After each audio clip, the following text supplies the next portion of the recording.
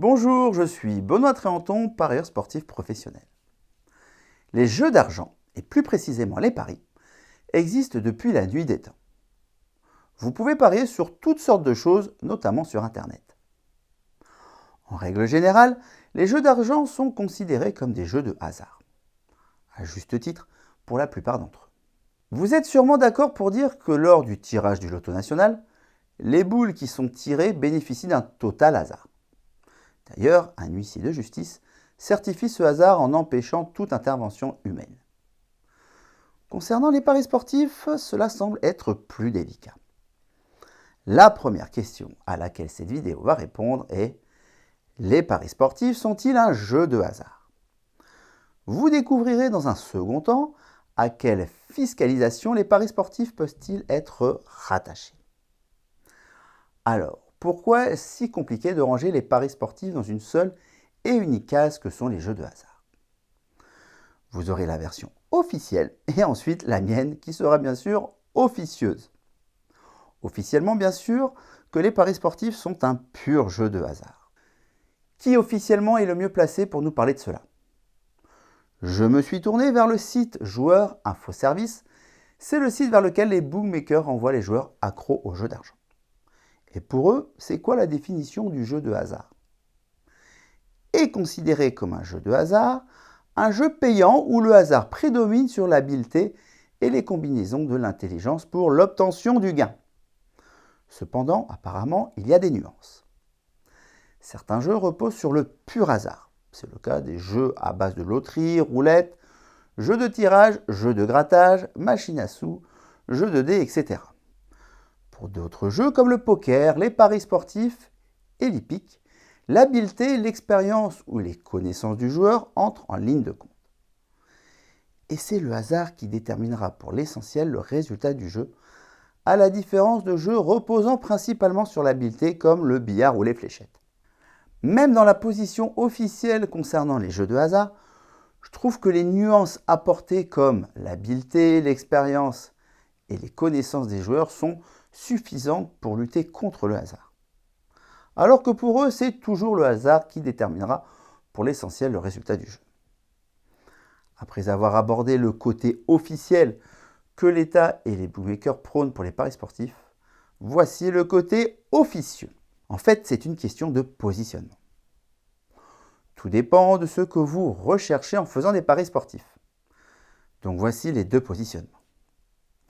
Si vous pariez vraiment au hasard, en lançant une pièce ou en fonction de préférences subjectives, alors oui, seul le hasard entrera en compte.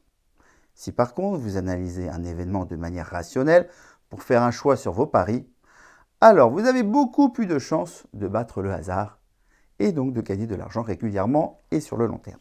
Bien sûr, cela demande de l'expérience et de la méthodologie que vous pouvez acquérir petit à petit. L'ambiguïté est encore plus forte quand la question de la fiscalité des paris sportifs est abordée. Pourquoi existerait-il une fiscalité sur des jeux de pur hasard? C'est absurde. Et pourtant, vous allez voir que là aussi, il y a deux points de vue différents suivant deux facteurs déterminants. Alors, quelle est la fiscalité sur les paris sportifs? La fiscalité dépendra de deux facteurs: la hauteur des gains et la récurrence des gains.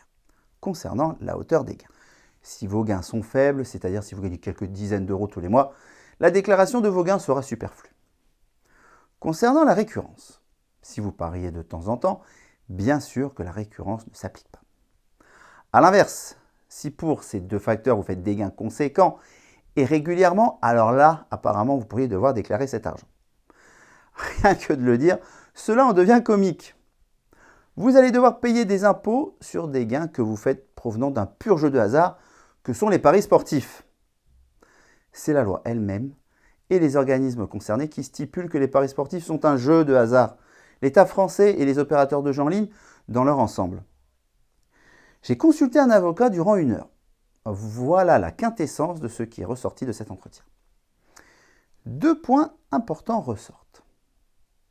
7,5% de taxation sur vos paris, l'exception des gains réguliers. Par rapport au premier point, vous l'ignorez peut-être, à chaque fois que vous pariez, vous êtes taxé à la source avant que votre pari soit gagnant ou perdant. Pourquoi? Tout simplement car l'État prélève déjà 7,5% de tous les paris. C'est un impôt dit indirect. Vous comprenez pourquoi les paris sont moins intéressants en France qu'à l'étranger, puisque pour payer leur dû à l'État de 7,5%, les bookmakers proposent des cotes plus faibles qu'à l'étranger. Enchaînons avec le second point. Il y a une limite à la non-imposition des gains dans les paris sportifs, notamment si les gains ont été réalisés, je cite, dans des conditions permettant de supprimer ou d'atténuer fortement l'aléa normalement inhérent au jeu de hasard, et est considéré comme parieur professionnel une personne qui réalise des gains réguliers et importants. Dans ce cas et seulement dans ce cas, vous devrez déclarer vos gains dans la case BNC, bénéfices non commerciaux, et ils seront imposés au même titre que l'impôt sur le revenu. Vous venez d'avoir un premier éclaircissement avec 2 points à prendre en considération, les 7,5% de taxation sur vos paris et l'exception des gains réguliers. 2 questions ont été posées à l'avocat. Quel est le seuil de gain à partir duquel vous devrez faire une déclaration?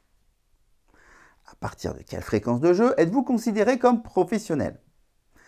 Et voilà ce qu'il a répondu.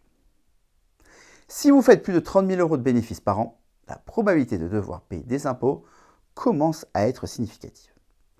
Il a conclu en me disant qu'avant que le fisc arrive à prouver que vous faites 30 000 € de bénéfices, de l'eau aura coulé sous les ponts. Sachant que c'est une balance entre vos gains positifs et négatifs dispersés sûrement sur plusieurs bookmakers, vous pouvez encore dormir sur vos 2 oreilles. Ce sujet déchaîne toujours les passions, car pour des parieurs initiés ou pros, entendre parler de hasard au paris sportif fait doucement rire.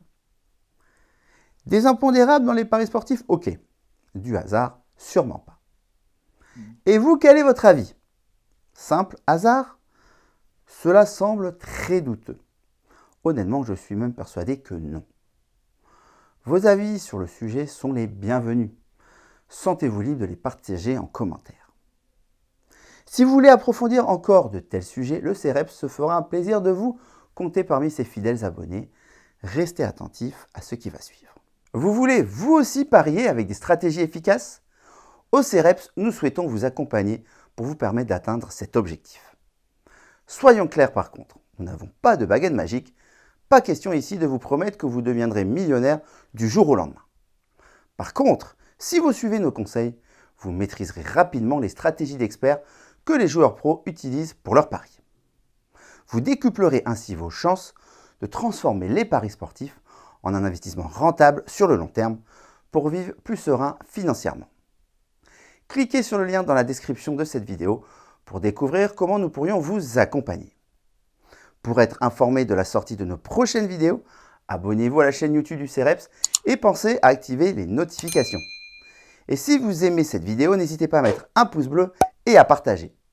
Merci d'avance, bon jeu et à très bientôt dans une nouvelle vidéo.